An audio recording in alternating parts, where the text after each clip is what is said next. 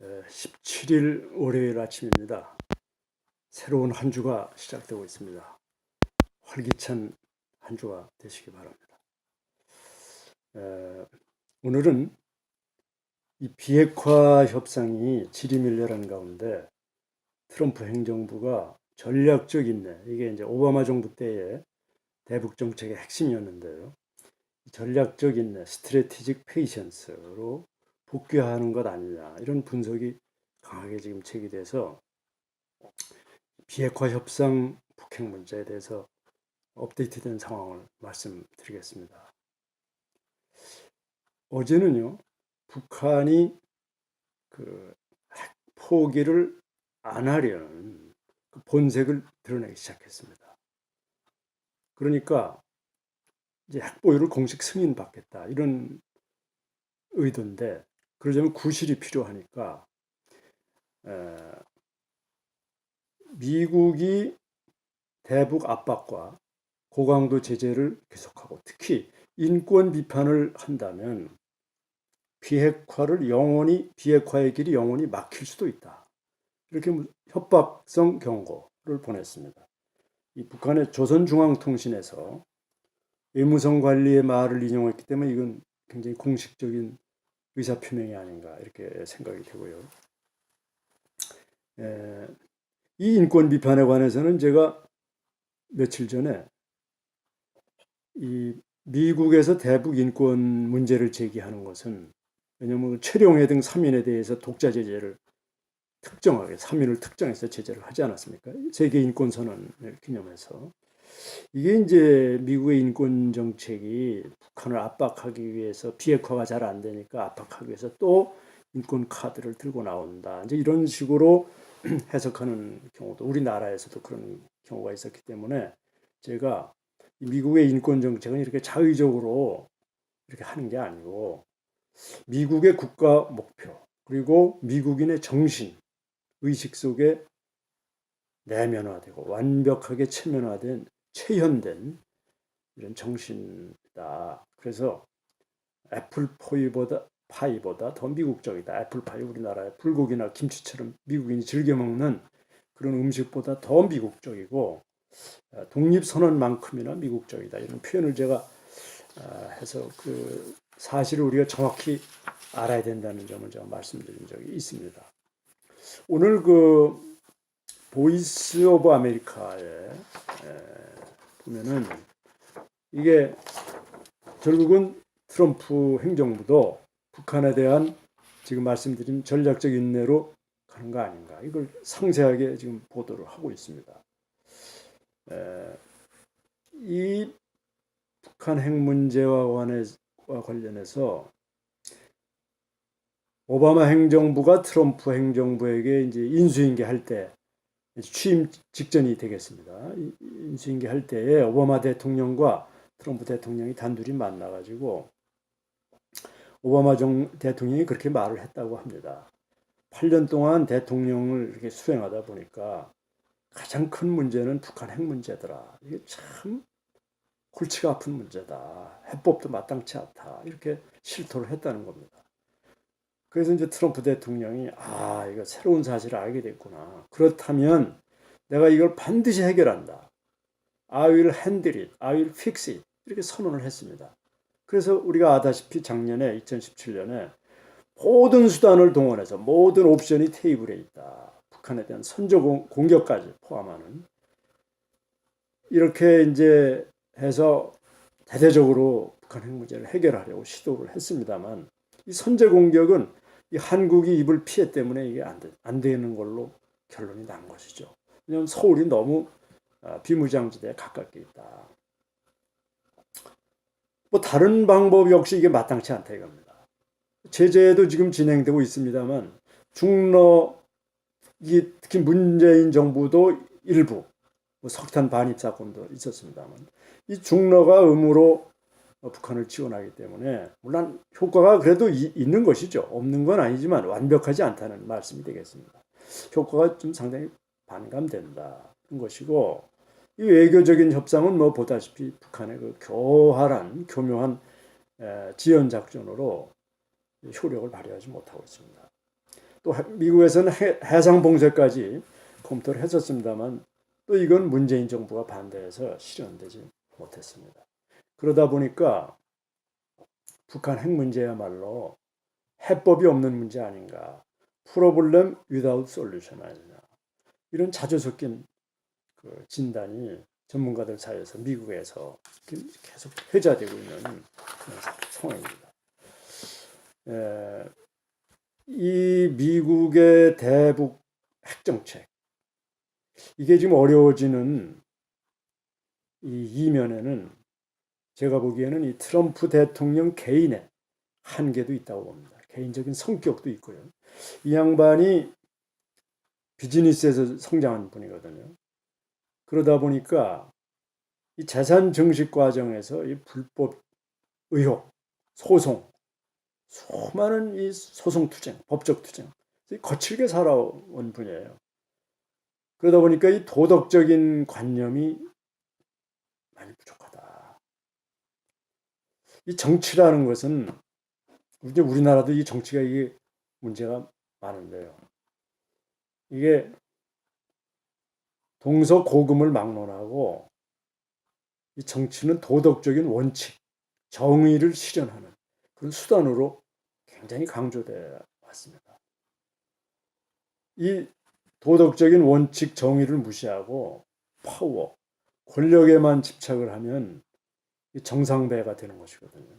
이제 우리나라 정치 고질병인데 뭐 예나 지금이나 고관 대작이라고 해서 자리나 차지해서 나라가 필요한 일에 이렇게 자기를 던져서 뭔가 해결하려는 국정과제를 해결하는 것보다는 그냥 직업처럼 자리를 유지하려는 그런 경향이 있기 때문에 지금 문제가 되고 있는 것이거든요. 국회에서도 지금 뭐 선거법을 개정을 해서 국회의원 수를 늘리느니 많은 지금 또 거론이 되고 있는 것 같습니다. 지금 비판이 많이 일어나고 있는데요.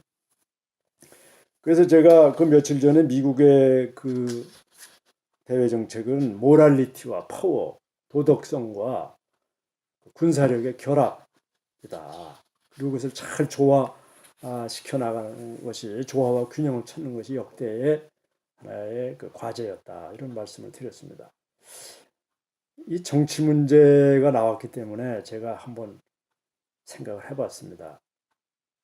이 고대 동양에서도 이 정치라는 문제를 정치가 분명히 도덕적인 목표가 반드시 포함되어야 된다. 공자님도 정자는 정야라. 정치라는 것은 바른 것이다. 바른 것을 실현하는 것이다. 이렇게 천명하신 적이 있고요. 우리가 그 사서라고 알고 있는 대학, 거기 서문에 보면 대학 지도는 대학의 갈 길은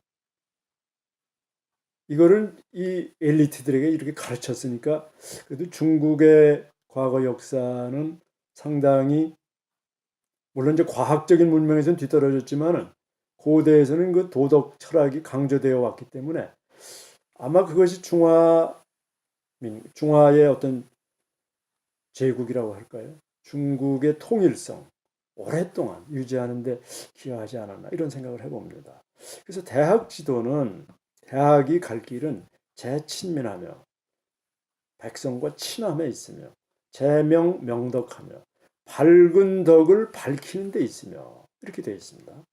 그리고 이제 재지어지선이다라고 했는데 이게 조금 어려운데 지선 최고의 선에서 그쳐라.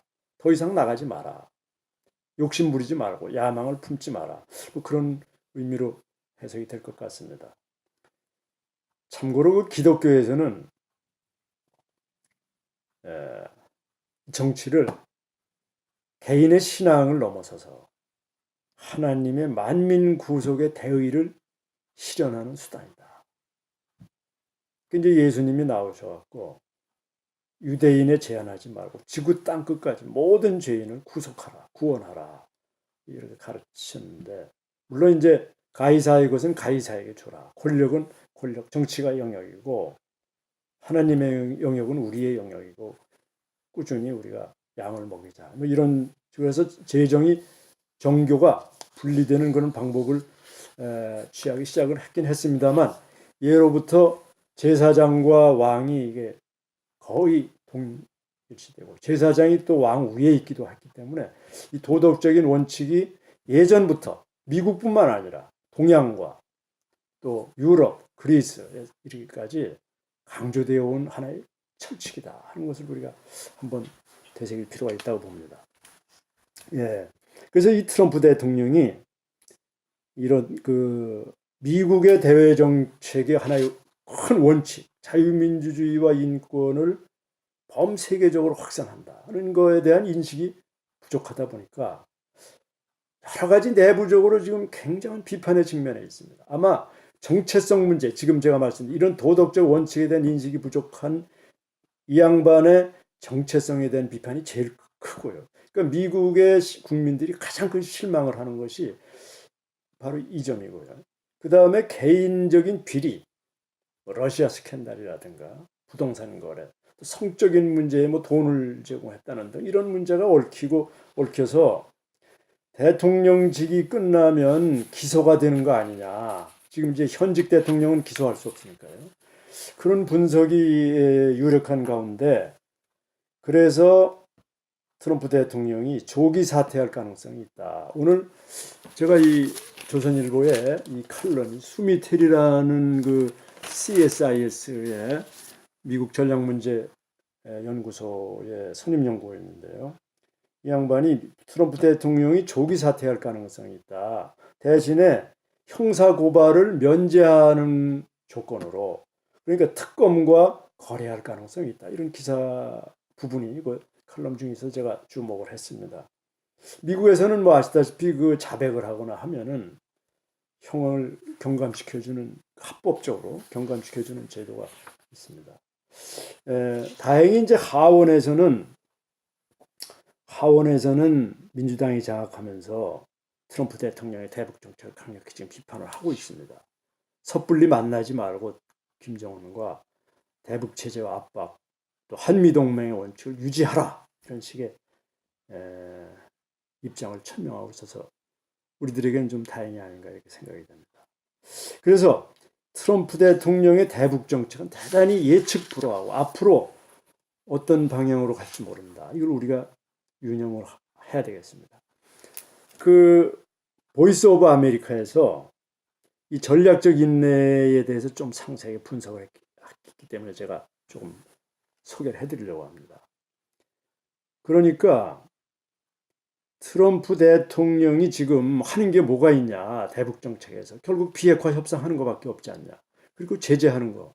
그렇다면 오바마 정부 때 트럼프가 그렇게 강력하게 비판을 했던 오바마 정부 때의 전략적 인내와 뭐가 차이가 있냐. 이런 문제를 제기하면서 그렇다면 이 전략적 인내라는 건 무엇이냐.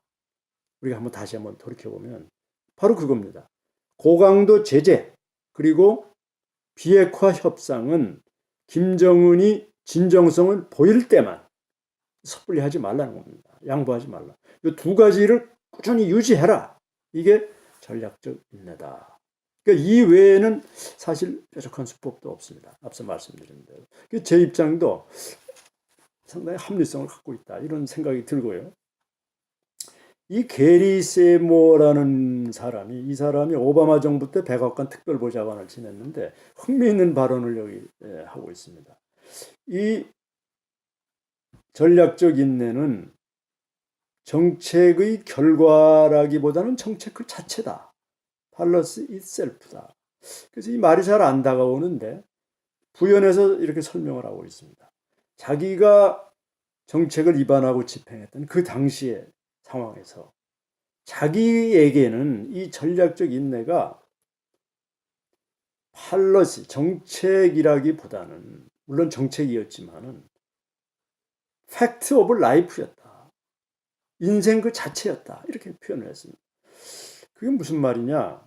팩트 오브 라이프는 우리가 살아가면서 피할 수 없는 인생의 현실, 우리가 모면할 수 없는, 우리에게 다가오는 그걸 팩트 오브 라이프라고 하는데, 그러니까 이 전략적 인내는 대북 정책에서 다른 대안이 없는, 더 이상 해법이 없는 그 최후의 선택, 유일한 선택, 그것뿐이는 없었다. 그 외에는 없었다.